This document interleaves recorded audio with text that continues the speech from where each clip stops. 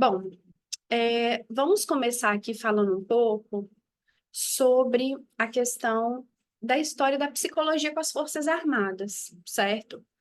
Porque, na verdade, gente, tem uma coisa interessante. Por mais que é algo relativamente recente falar sobre saúde mental e emocional nas polícias, nas Forças Armadas, assim, de uma maneira mais abrangente, né? A verdade é que parece é um paradoxo isso. Por quê? Porque a história da psicologia se encontra muito com a história, assim como do desenvolvimento de outras ciências e tecnologias, tem muito a ver com a história, né, relacionada às grandes guerras mundiais. Né, especialmente em relação ao trabalho com as Forças Armadas.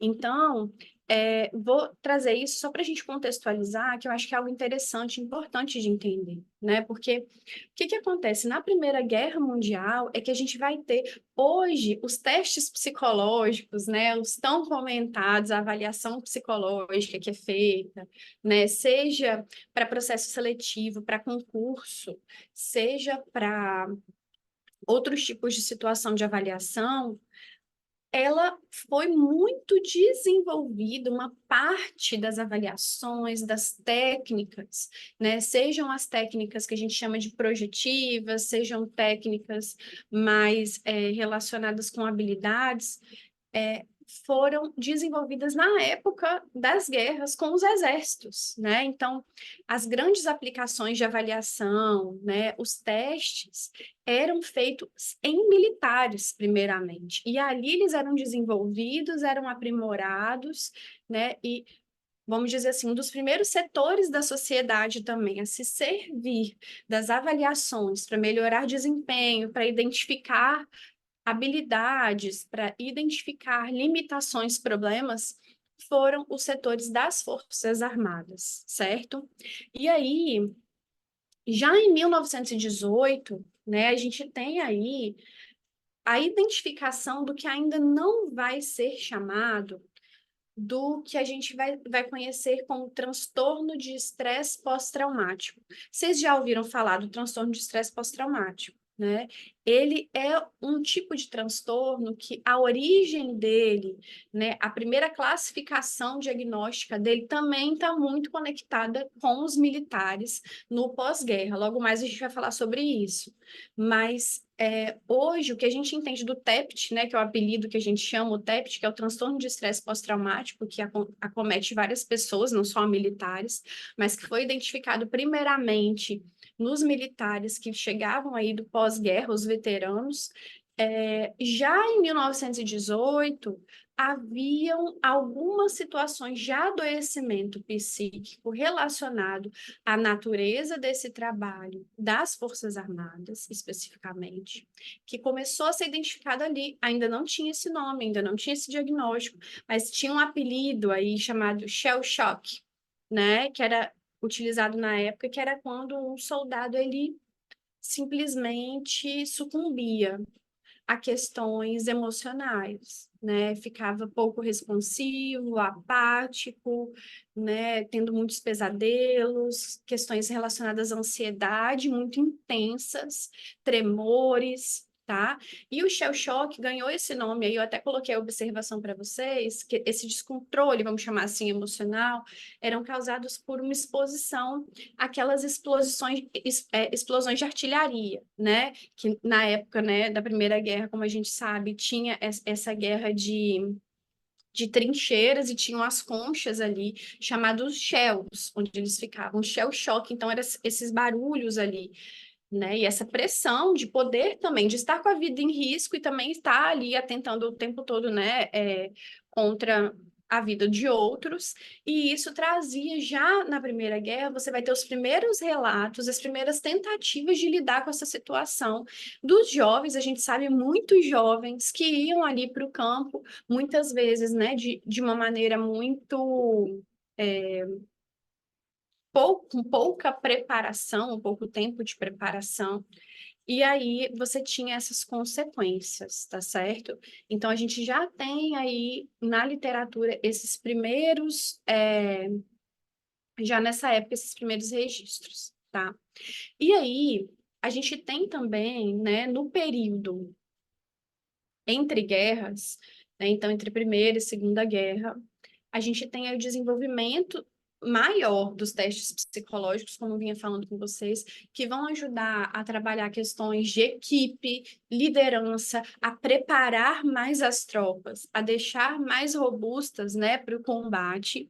E também nessa época está começando a se desenvolver na psicologia, gente, ainda não existia, né, na psicologia, a parte de psicologia de grupos, de técnicas de grupo, dinâmica, oficina, isso estava começando a se desenvolver nesta época.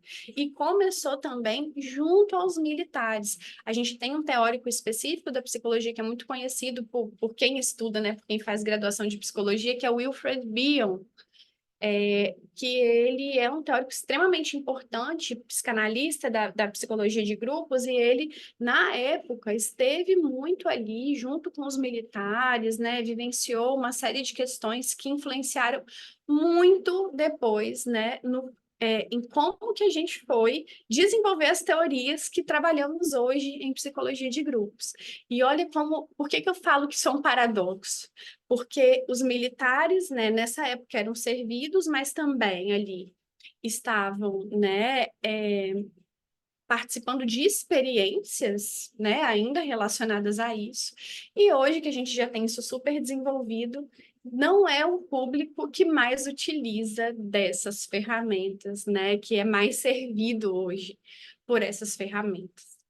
E aí, na Segunda Guerra Mundial, né, que a gente sabe aí vem a Segunda Guerra Mundial, né, aqui eu tô dando um salto, né, gente, a gente sabe que tem uma série de questões históricas importantes aí, mas eu tô focando aqui só no nosso tema, né, dessa relação da psicologia com as Forças Armadas. Mas da Segunda Guerra Mundial, a gente já tem uma preparação muito maior, né, então essa aplicação de teste é generalizada para formar, já para fazer recrutamento e seleção de soldados, tá? Avaliações mais abrangentes para identificar aptidões específicas, traços de personalidade relacionados, inclusive, a fazer escolhas mais assertivas, né, para algumas funções ali específicas que eram necessárias, que eram estratégicas. E a gente tem também aí, de uma maneira, vamos dizer assim, mais consolidada, a partir da década de 40, já começa a ter aquele shell shock que a gente falou, que eram esses primeiros diagnósticos relacionados a experiências traumáticas dos soldados da Primeira Guerra Mundial.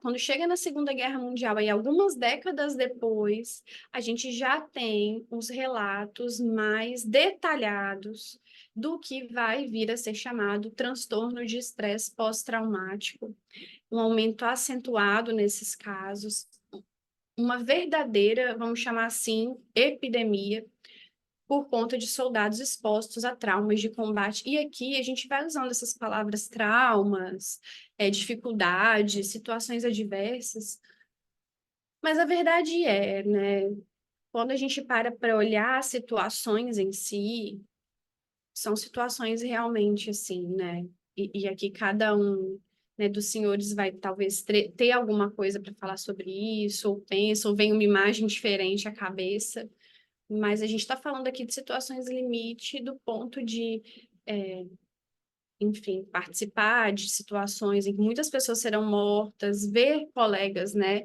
ali que não vão voltar para casa, o tempo inteiro está em risco, né, e a situação de guerra, que aí, né, também com o devido cuidado, a gente pode deslocar para outras situações de confronto, em que também vão haver questões muito, vamos chamar assim, questões muito graves, muito drásticas, relacionadas à ameaça de perda da própria vida, de perda de coisas importantes, né, de perda da vida de um parceiro de trabalho, né, entre outras coisas que são ameaças das mais importantes para a nossa integridade como ser humano.